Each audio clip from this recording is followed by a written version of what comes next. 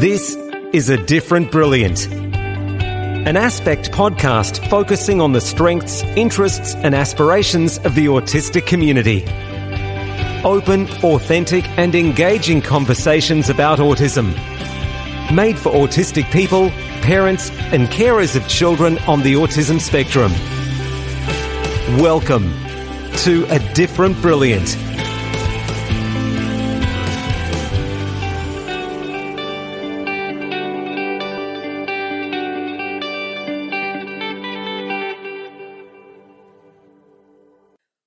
Welcome to A Different Brilliant. I am your host, Madeleine Jaine Lobsey.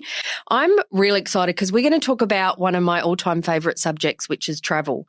And I am joined by Ainslie, who's a proud autistic mother living in Sydney, and she is also is what's called a working in partnership officer at Aspect and a former researcher.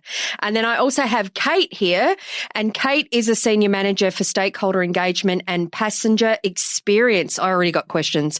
Passenger experience at the Sydney airport. And she's worked closely with Aspect's autism friendly team to implement really much needed training and processes to make the airport experience more inclusive and better for everyone. Welcome.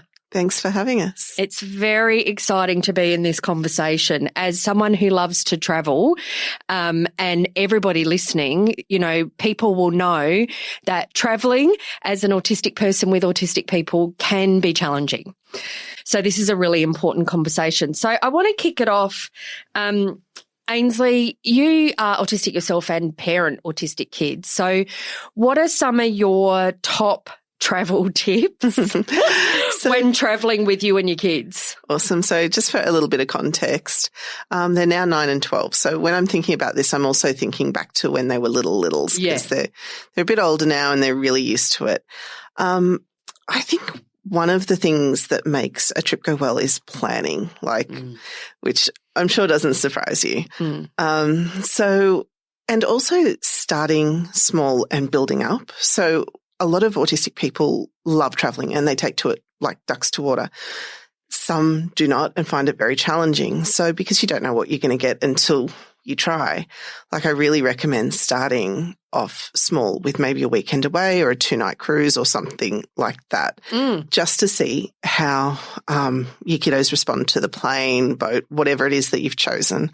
I sometimes think some of my friends might look at our trips, which tend to be long and big, and think, oh, that looks like a good idea. It's not for a first trip because you don't want to be away for 4 weeks and everyone's just overwhelmed the whole time. Yeah. It's bad.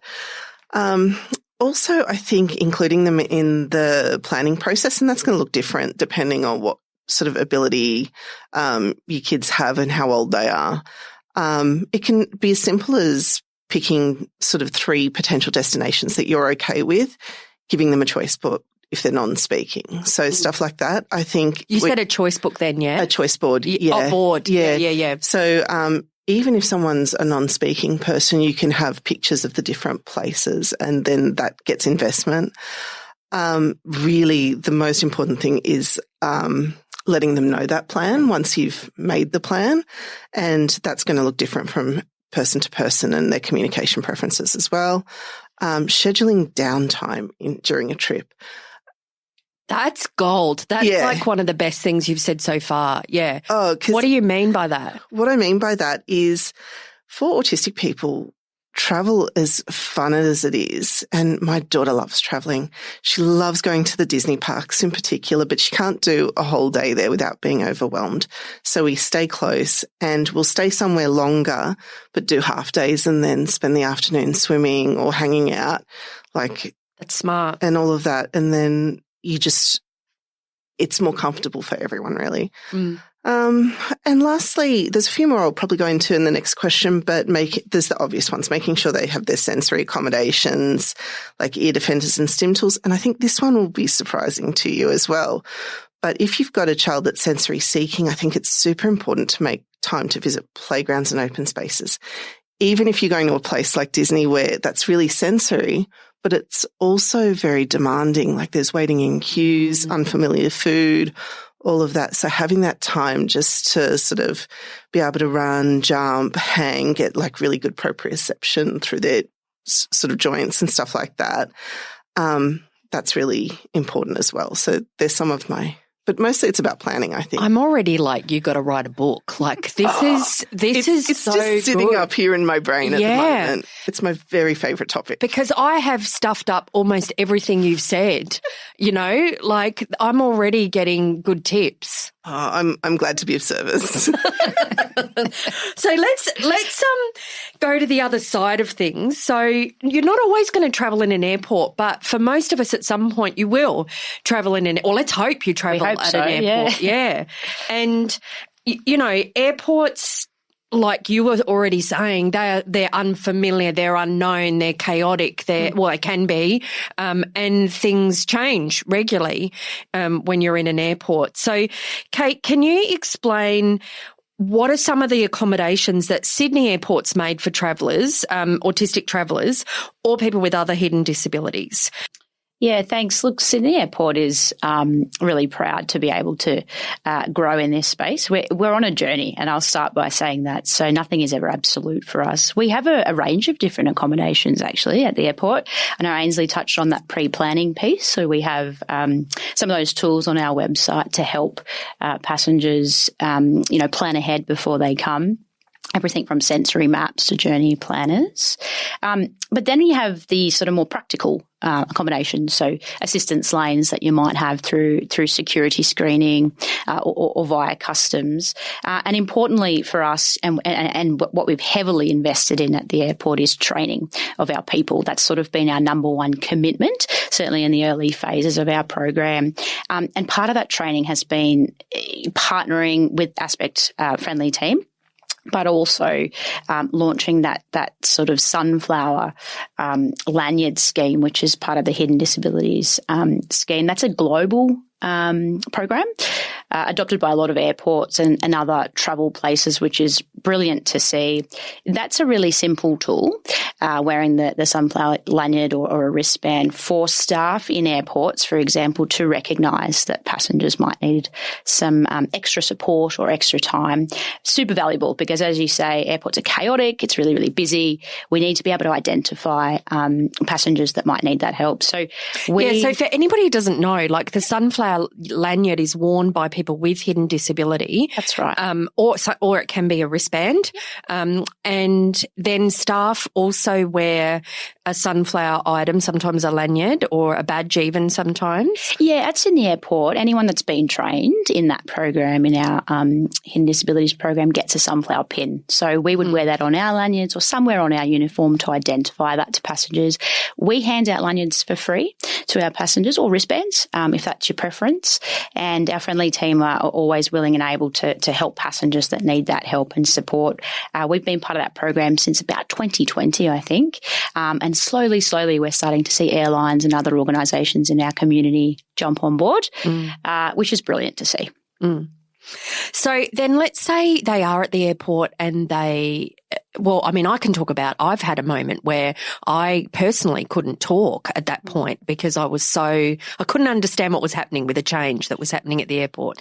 And I literally walked up to someone and showed them my wristband. Yeah. And then the person there, I think they were taken aback, honestly. They had a moment of having to realise what was in front of them. Mm-hmm. But then they just engaged with me in a way that was remarkable as someone who's been travelling for decades. Yeah. So what are you noticing when people are getting to interact with your staff that way? Exactly as you've described, this sort of this will or this desire that something can change for them, some accommodation can be made. And I think previously, as a travelling cohort, not much changed, not much happened. It was very, very difficult. And I think this surprise of, oh, wow, somebody understands what I need or perhaps is giving me that extra time. And, no two people are the same. So, and we fully recognise that. Our staff are still being trained and they're still learning. Each interaction will be different. But I think our customers at the end of the day are thrilled to see that recognition and that pause and that moment of okay, I need to do something differently here, and giving themselves a moment to work out what that is too. But if that is what makes you, Madeleine, or other travellers feel more comfortable, then that's sort of the aim of the game for us. Making people feel safe and welcomed is really, one of our biggest goals at Sydney Airport. Yeah, it's pretty remarkable because I think probably the biggest thing of all was that I didn't have to explain myself. Totally, yeah. I think that was probably the best bit of the interaction. That tool, that physical identifier is very, very helpful. As you described, we've got a lot of people that present with headphones, they're moving through security screening, and for obvious reasons, that's to control some of those sensory conditions. And previously our screeners would be like, this is a no-go, take it off, why aren't you listening to what I'm saying?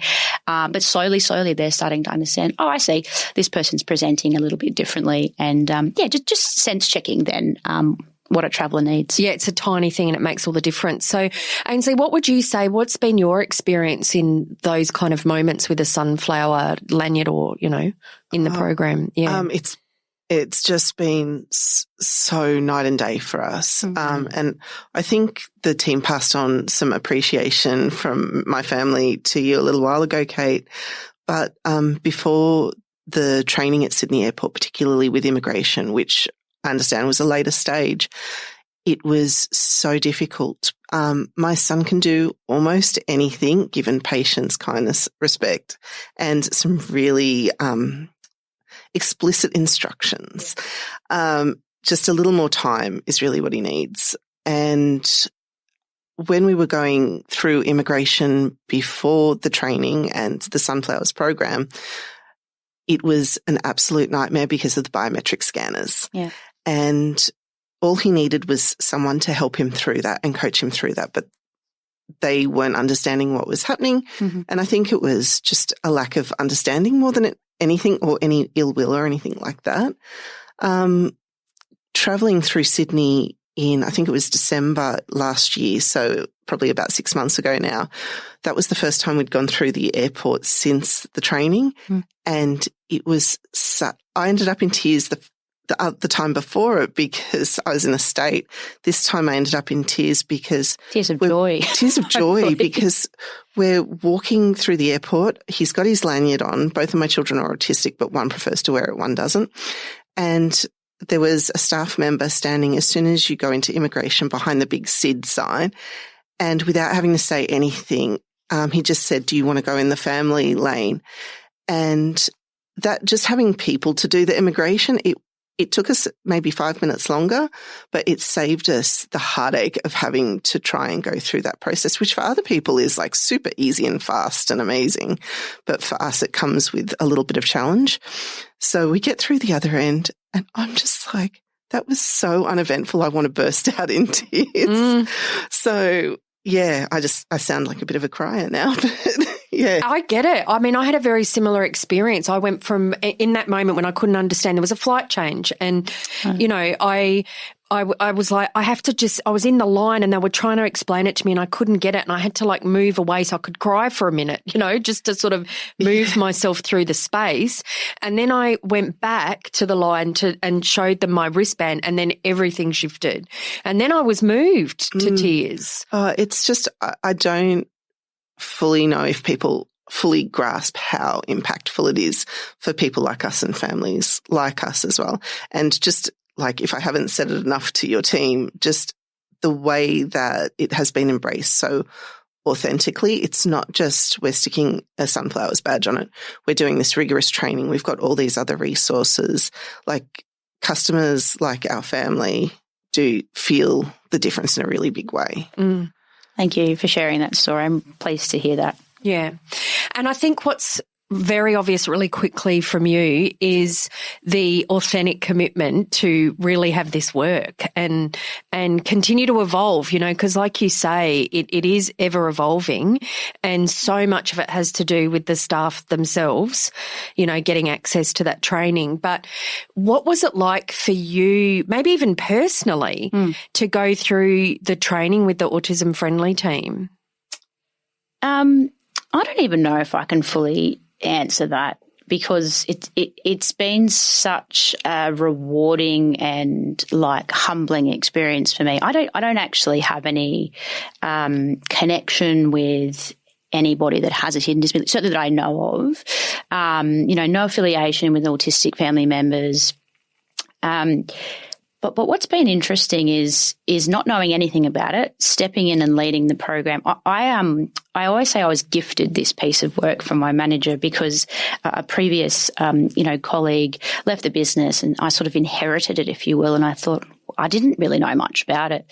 And I was gifted it because it felt like a bit of a nuisance to begin with. I don't know anything about this thing.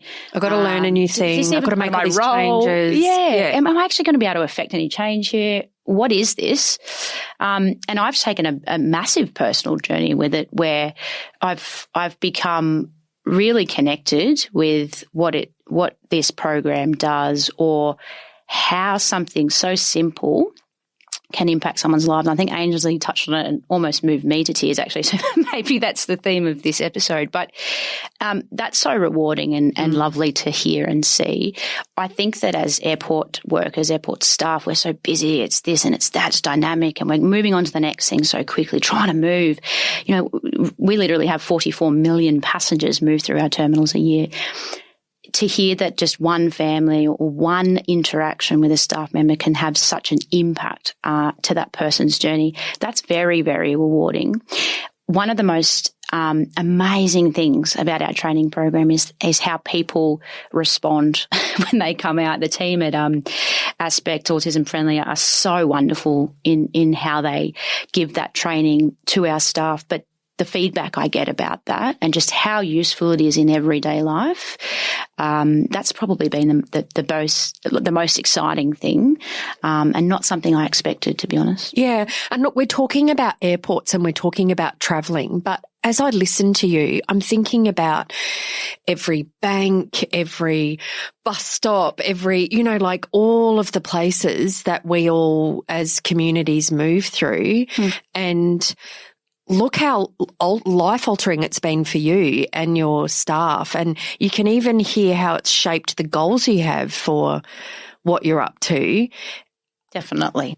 And then when you say, because for us, for Ainslie and I, this is all like, yeah. We're like living it all the time. Of course. But for you, why was it so impactful for your staff? I think both of you have described interactions that you've had, which, we take for granted. It's everyday travel. People, as I said, 44 million people move through our terminals every year. But I think when a staff member sees their adjustment to something or a small change in what they've done, when they see how much that's changed a traveller's journey or experience, how that's made them feel, honestly, that is the most rewarding thing. As I say, you get caught up in things at airports. Moving people through efficiently is your number one game. But when you get a smile from someone or a thank you, Ainslie mentioned she's written in to compliment the team at Sydney Airport. Those things go a long way, and they go a long way for building confidence in our workforce to be better at this and to not just feel like we're forcing training down their throat, but that you want to do it. And on that point, we have lots of repeat staff wanting to do the training year in, year out. Is it the same one as last year? Yes, it is. Can I do it again? Absolutely. And that's free. We offer that to our partners for free. And to me, that is so important. Why do they want to do it? What is it about it? Because I'm like, why is this so fascinating and rewarding to them? Do you know what? It's good practice. It's good, sensible practice. The accommodations, the support that neurodivergent or autistic travellers need is actually just great travel experience, right? Ainslie talked about building in downtime. I love downtime when I travel. I don't do enough of it either. It's just they're really sensible enhancements, right? That airports or, as you say, banks, sporting stadiums can make, and it makes for great experience for everyone. So for me, I think, and our staff, they often get suggestions through the training program and go, is that all we have to do? You just change that sign to do this or add a visual in here or move something over here.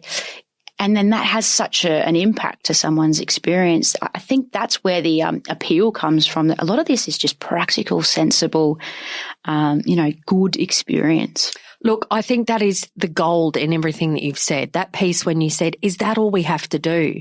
It's like, yeah, that's all you have to do. And I think sometimes there's so much barrier to inclusion because people do have concerns that it's going to take so much. And that's not to diminish that your organisation is ongoingly evolving and practicing it every year. But the things themselves are simple and do make a real difference to people. Absolutely. And I think to educate the company as well has been a really interesting journey for us because people think, oh, I throw money at this, go throw money at that. Oh, we have to change everything. It's like, not really. And I also think if you can change people, then you can change a culture. And for us, that's why starting with people, starting with training, building that understanding has been key. And I'm very grateful to the team at Aspect Autism Friendly for guiding us with that. Start with your people, start with training. Don't try and do everything at once. It's not going to work. Really, I mean, that's just smart. So then, Ainslie, let me ask you, what's kind of next? What other changes or innovations would you like to see, maybe not just at Sydney Airport, but in the travel industry altogether that would make it a better experience for autistic people? Thinking about that, the areas that most affect me in travel are airports, airlines, hotels, theme parks and cruises. They're my very best favourite things, or some of them are a means to an end. But in Australia, I feel most of our airports are sort of already on their way to implementing great changes. And I think even if they haven't done things yet, I feel that it's on the horizon sort of a thing. I do wish that was more consistent globally. So airports in Asia, such as Singapore, Haneda, Narita, Incheon, Phuket, they're already great airports. And some of them have implemented the sunflowers, some haven't, but they tend to be just good practice regardless. Generally, yeah. Not the case in the US. US. There's some that have signed up to sunflowers. I haven't been through any yet, but I think there's a lot of room in other global areas in airports for good change. Conversely, I would love to see theme parks in the Gold Coast implement some of the disability strategies that exist in Japan or the US. The Disney parks are absolute gold standard.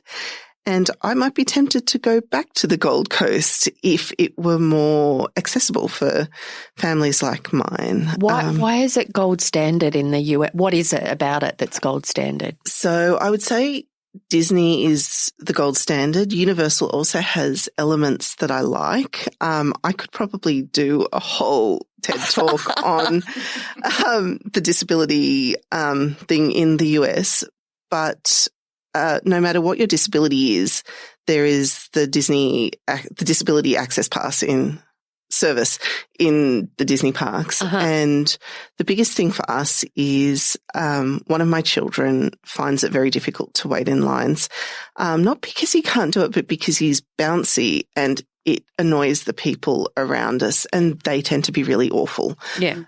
So he'd be happy to wait in the line, but the people around us are generally not cool with that. So it just allows you to sit off and wait to the side for the same amount of time that the queue is at, and you can do it all on an app. It's very efficient. That's a really great strategy for autism, but they have different accessibility options depending on your disability.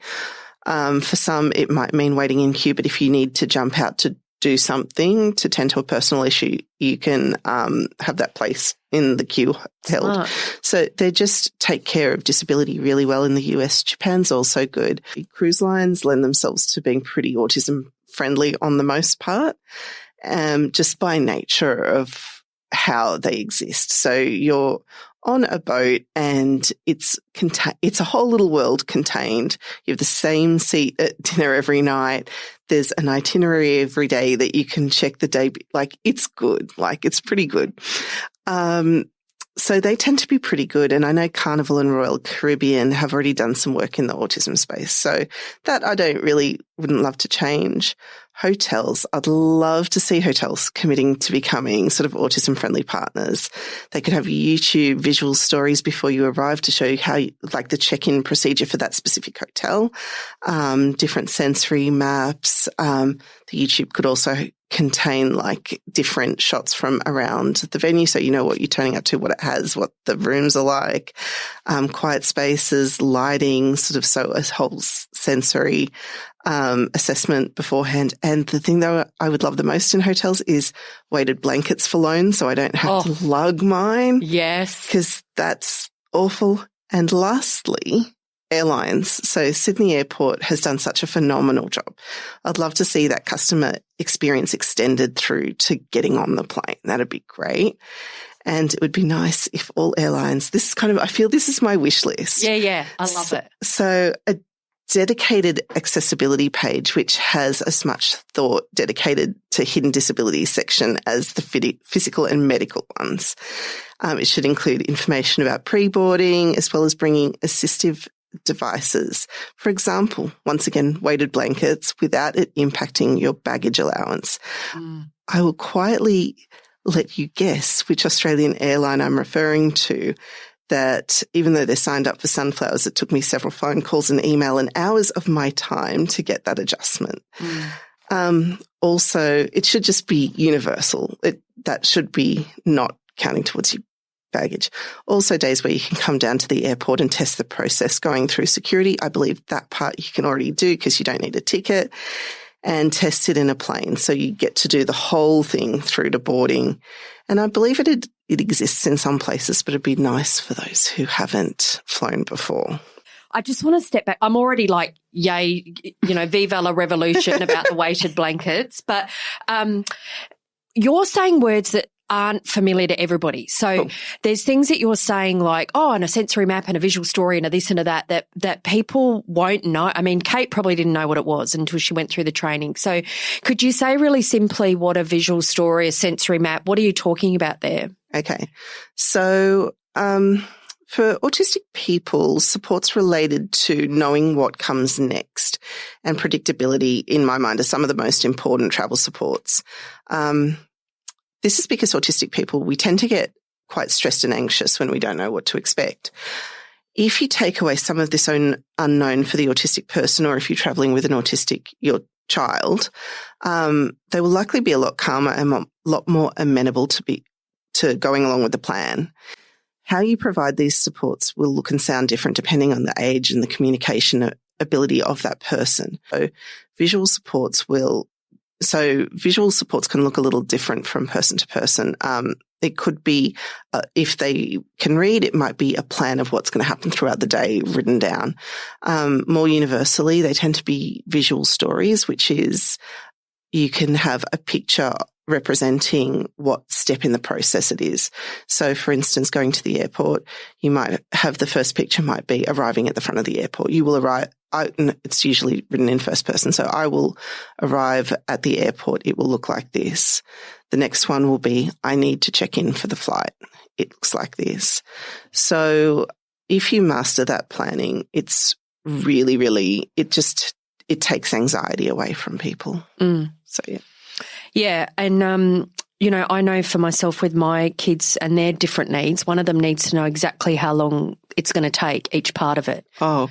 So, it'll be, is this 3 minutes? Is this 5 minutes? And then once it hits 5 minutes, you said 5 minutes, this is 5 minutes. So, it can also include that kind of information. Yeah, this is the other thing that I do with one of my children. One of mine, I'm his safe person and he's happy to just go along with, like, you could lead him anywhere and he'd just be like, yeah, this rocks.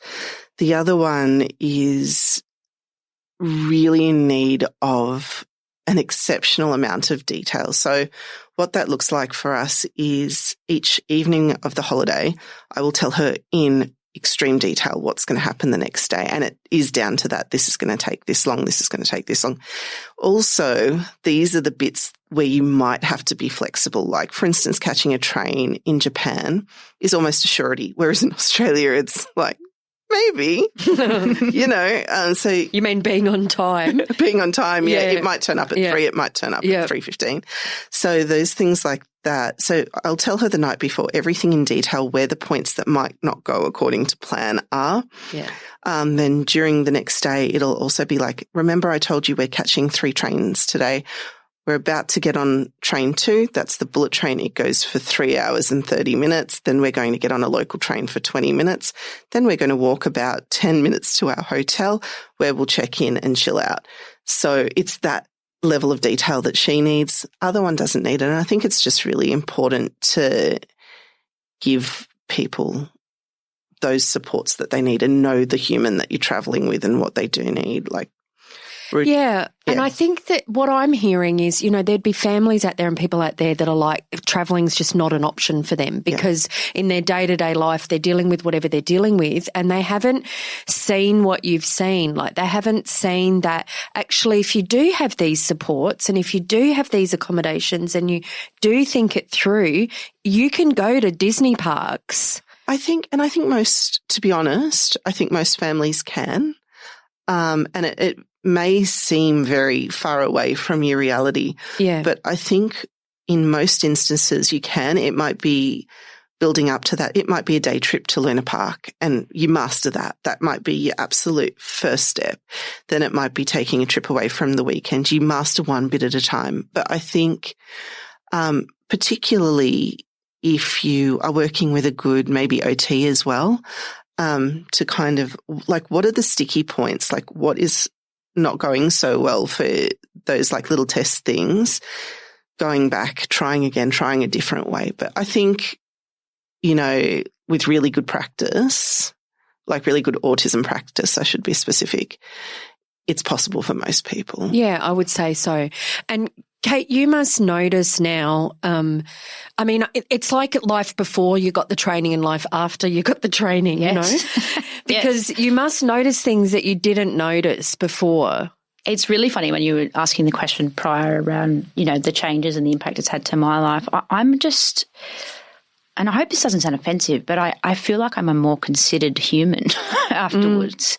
It has slowed my sense of self, and I'm far more aware of the people that walk through our terminal door, and at all aspects as well. It's not about good check-in process. By the way, Ainslie, we have security wait times up on our website now. So, love it. And actually that would help you too, where you're less than 5 minutes or more than 5 minutes. Again, a practice that wasn't around a hidden disabilities tool, but has great outcomes for all of our customers. So there's a little nugget there, but that's right. And so it just makes for a better airport experience and it's interesting hearing actually you talk about that pre-planning phase. It's something we're really keen on building. It's an airport. As I say, we're on a journey. We're never, ever going to be fully complete in this space. It's an evolution and that's how we treat it. And, we got 3 pillars at SID. We did the educate pillar, and we'll always do that. That's kind of hums along at the bottom. That's about training our people. There's the inspire pillar. And Ainslie, I think I love that you touch on the airline piece because we have very little control of the airline experience, but we do have control of the airport experience. And we pride ourselves on building our partners and connecting our partners and informing them and building their knowledge. So I will continue to do that. That's what the inspire lever is about. But there's also a create lever, and that's kind of where we're in it now. That's everything from how to improve our built environment. What can we build that makes the place better or enhance something that's already built? And things like famil tours, which you've both touched on, resource development. What's a famil? That was like some jargony thing. What's a famil? Look at me talking like all these jargon terms. Tour. A famil tour is really how can you get familiar with an experience before you do it. They're quite popular, obviously with the autistic community or any kind of nervous traveller. You can go and get a familiarisation with the airport or a stadium or museum that you're hoping to visit. And we're really hoping to build up to that. But for us, it was about building that base of people knowledge first and then all those really nice additions as we grow as an organisation. Ainslie, is there anything else that you'd want to say about travel, or, people are listening saying, oh, maybe I could go and do it? Anything else you want to say to them? I would just say, I just actually like to reiterate something that Kate said, but from the opposite side of it. And you were talking about it's the small changes that make a big difference, and how your staff have gone, oh, that's only a little thing. The things that have made our trips either really good or really bad, not the whole trip, but like component parts of it, they've been such small little things, and usually to do with people that I can't control, like outside forces. And usually, as I said, my son can do most things given a little bit of patience and some clear instructions. But it's people just taking a bit of time out of their day to be patient and kind. Like one example that I'd just like to use, like one of the highest of highs I've ever had, and it's the reason I use Royal Caribbean almost exclusively as a cruise line, with the exception of Disney because I love them, is because how my son is treated by the staff on those boats. The first cruise, he wanted to try a surf simulator, and I had been putting it off every single day. I was like, maybe we might try that tomorrow. We might do that tomorrow, because I was really concerned with how the instructor was going to treat him and that it could be awful. But he so desperately wanted to do this with all of his heart. So he was trying to follow the instructions, and because of past experiences I've had with other people, I thought, oh, this is going to be awful. He couldn't get his body quite right, and I thought the instructor was just going to say, okay, move along. They didn't. She jumped in the surf simulator with him, held his board, and showed him how to do it. And she got out. He was so happy. It was a small thing. It was a really hot day. I think she had a really good time. I think it was like, oh, I get to do this too. It was she said it was a small thing for her. It made his whole holiday. So I had to leave. And once again, this is another moment where I burst out crying, and I leave them with their dad to sort them out, and I'm just over here crying.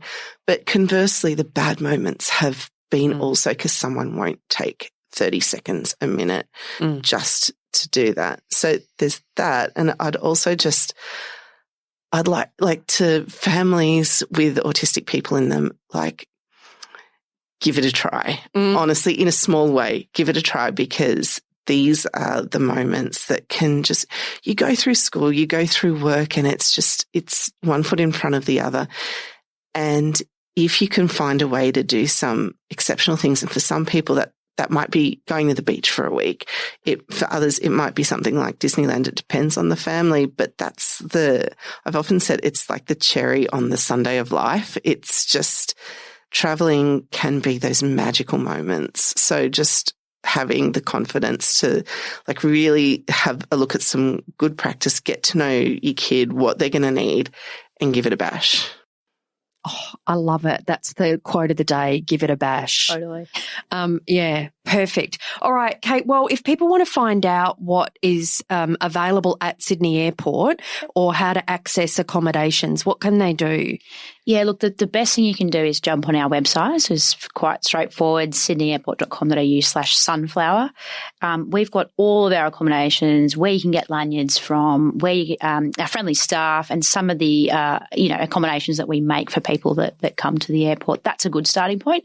There's some resources in there too that can help. The other thing I would say, in terms of feedback, is please tell us what you think. We have a customer experience or a customer care line. You can find those details on our website too. We're only as good as our last mistake. So we love criticisms because we can learn from them, but we also love suggestions. And to me, that's a more positive spin. It's a more useful piece of information that we can do something with. If you've seen something work somewhere else, as Ainslie described for Royal Caribbean, I'm going to get in touch with them, I reckon. Those sorts of things are really useful to us because they're things we can point to, go and look at, and research for ourselves. And again, often they're tiny things which we can change overnight. So please share your feedback with us as you move through the airport or as you've experienced, some great experiences elsewhere. Brilliant. Well, a different kind of brilliant. I mean, I'm like, now let's all go off and travel the world, you know, Absolutely. and just thank you so much for both of your time today and making a difference to all of the autistic community out there. Thanks. Thank you. Thanks for having me. Thanks for listening to A Different Brilliant, an Aspect podcast focusing on the strengths, interests and aspirations of the autistic community. If you would like to learn more, visit our website, aspect.org.au, to listen to past episodes or send us a message. Make sure to like or subscribe to A Different Brilliant on your podcast app.